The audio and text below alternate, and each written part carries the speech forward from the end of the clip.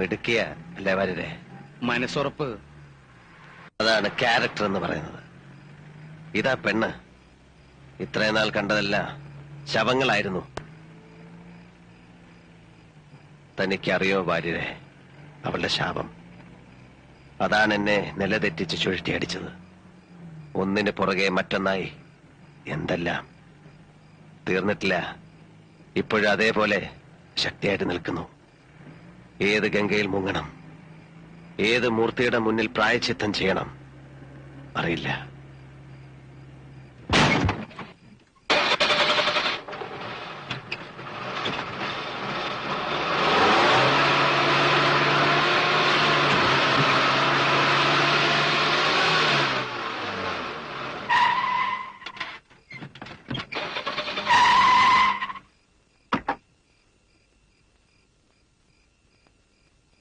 രഥം താണല്ലോടോ, ഒന്നിറങ്ങി കൈവയ്ക്കേ.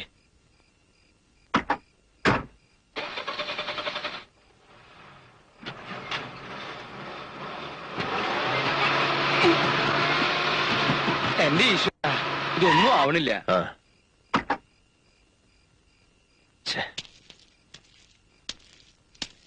ആരാത്?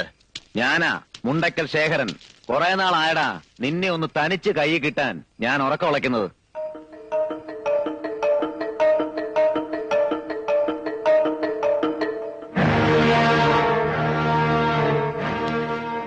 വാര്യരെ, ജീപ്പിൽ കയറിയിരുന്നുള്ളൂ.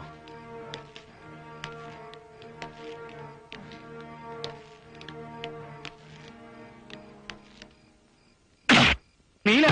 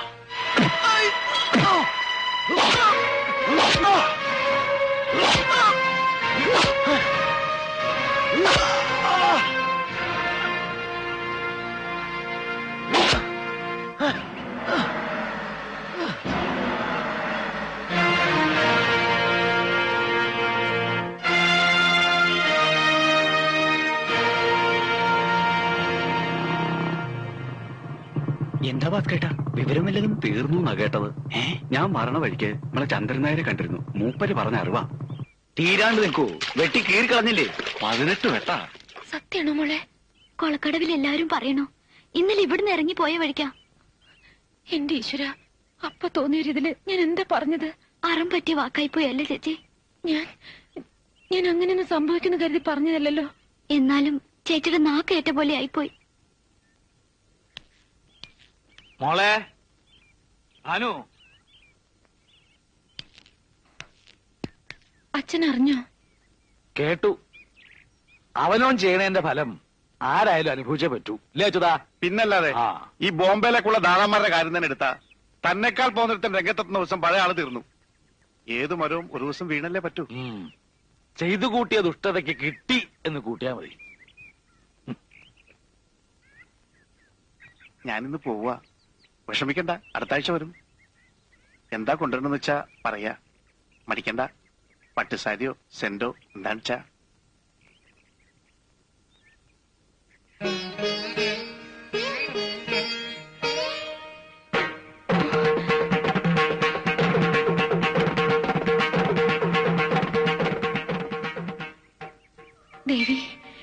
മരിക്കണമെന്ന് ഞാൻ ആഗ്രഹിച്ചിട്ടില്ല, അങ്ങനെ ശപിച്ചിട്ടുമില്ല. കേട്ടതൊന്നും സത്യാവരുതേ. ഒരു ചുറ്റുവിളക്ക് തെളിയിക്കാം. ജീവൻ കൊടുക്കണേ എന്റെ ഭഗവതി, ഇല്ലെങ്കിൽ ഈ ജന്മം എനിക്ക് സ്വസ്ഥത കിട്ടില്ല. ജീവൻ പോയിന്നും ഇല്ലാന്ന് രണ്ടു വർത്താനമുണ്ട്.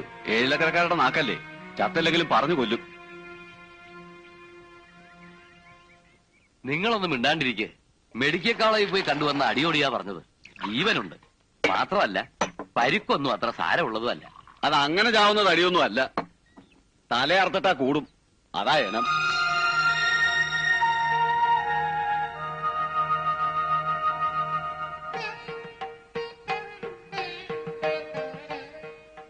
അയാളുടെ പേര് കേട്ടാ കടിച്ചു കീറാൻ വരുന്ന ഭാനുവേച്ചിയാ ഇപ്പൊ ഇങ്ങനെ മാറിയത്.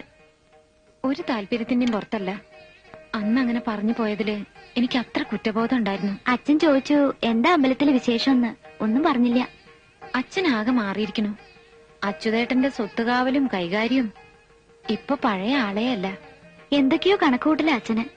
അച്യുതേട്ടൻ വെറുതെ അല്ല ഈ സഹായമൊക്കെ ചെയ്യണത്. അത് അയാളുടെ കയ്യിലിരിക്കേയുള്ളൂ. ഭാനുവിനെ അറിയില്ല, അയാൾക്കും അച്ഛനും. നാളെയല്ലേ മൂപ്പര് ആശുപത്രിയിൽ നിന്ന് കൊണ്ടുവരുന്നത്? എത്ര വേഗ ദിവസങ്ങൾ പോയത്. മംഗലശ്ശേരിക്കാ വന്നുല്ലേ? ഇനി ശേഖരന് പോവാ, ആസ്പത്രിയിലേക്കല്ല. നീലകണ്ഠൻ ഒരു സാവകാശമില്ലാത്ത ആളാ. ഇന്ന് തന്നെ വല്ലതും നടക്കും.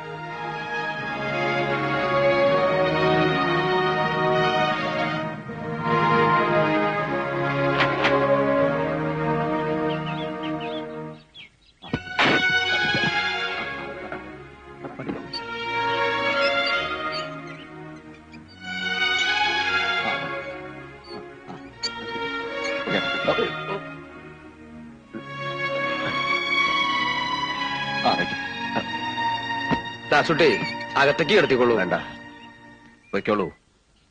എന്നിട്ട് വിവരം അറിയാൻ കാത്തു നിൽക്കുന്നവരോട് പറഞ്ഞേക്ക് പാതി ചത്തൂന്ന്. ഇടത്തെ കൈയും ഇടത്തെ കാലും. അത് കണ്ട് ചിരിക്കാൻ താല്പര്യമുള്ളവർക്ക് ഇവിടെ വരാം.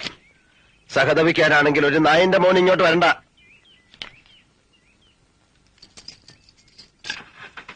വരേ. പടിഞ്ഞാറ്റ മുറിയില് കുപ്പി ഉണ്ടാവും, ഒന്നിങ്ങെടുക്കൂ. ഇത്തിരി വെള്ളവും. പടിഞ്ഞാറ്റേലെന്നല്ല, ഈ വീട്ടിൽ എവിടെയും കുപ്പിയില്ല. ഇനി ഈ തൊടിയിൽ കള്ള് കയറ്റുന്ന കാര്യം പറയണ്ട, അത് നടക്കില്ല. ആഹാ, ഒറ്റ ചവിട്ടയാൽ ചേരും. ചവിട്ടാലോ? ഓ, നേരെ നിന്നിട്ട് വേണ്ട ചവിട്ടാൻ. എനിക്കത് അറിയാല്ലേ അല്ലേ?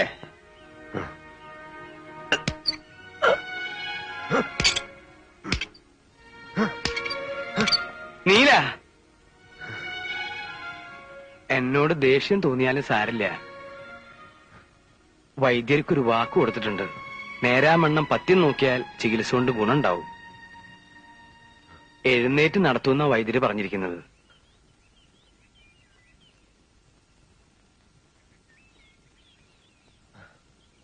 ഇന്നേ വരെ ഞാൻ അനുസരിച്ചിട്ടേ ഉള്ളൂ. ഈ കാര്യത്തിൽ ഞാൻ പറയണത് കേൾക്കുക. എല്ലാവരും എന്നോട് കാരുണ്യം കാട്ടുകയായിരുന്നല്ലോ ഭാര്യരെ. പിതൃത്വം മറച്ചുവെച്ച് അമ്മ, കഴുത്തറക്കാതെ പാതയിൽ നിർത്തി ശേഖരൻ, അല്പപ്രാണൻ തിരിച്ചു നൽകിക്കൊണ്ട് ഡോക്ടർമാർ, കാരുണ്യം കൊണ്ട് കരൾ കുത്തി പറിക്കുക. ഇതിനെല്ലാം ഞാൻ എന്ത് തെറ്റാ ഭാര്യരെ ചെയ്തത്? അതോ ഇതിൽ കൂടുതലാണോ ഞാൻ അർഹിക്കുന്നത്? എങ്കിൽ എനിക്ക് വയ്യ ഭാര്യരെ. ഇനിയൊന്നും നേരിടാനുള്ള കരുത്തെനിക്കില്ല ഭാര്യരെ. എന്ന് തൊട്ടോ താൻ എന്റെ കൂടെ ഇല്ലേ? ഇന്ന് വരെ ഞാൻ തന്നെ ഒരു അന്യനായി കരുതിയിട്ടുണ്ടോ? ഒരു സുഹൃത്തിന്റെ കൂടപ്പിറപ്പിന്റെ സ്ഥാനം തനിക്ക് ഞാൻ തന്നിട്ടില്ലേ? തരാൻ മടിച്ചിട്ടുള്ള ഒരൊറ്റ അധികാരമേ ഉള്ളൂ, ഒരച്ഛന്റെ. പിഴച്ചു പെറ്റ എന്നെ ഒരു നിമിഷം നിങ്ങൾക്ക് മകനായിട്ട് കാണാം. എന്നിട്ടൊരച്ഛന്റെ സ്നേഹത്തോടെ വാത്സല്യത്തോടെ എന്നെ ഒന്ന് സഹായിക്കാവോ? ഈ ജന്മം ഉപേക്ഷിക്കാൻ ഒരിത്തിരി വിഷം. ഇല്ല.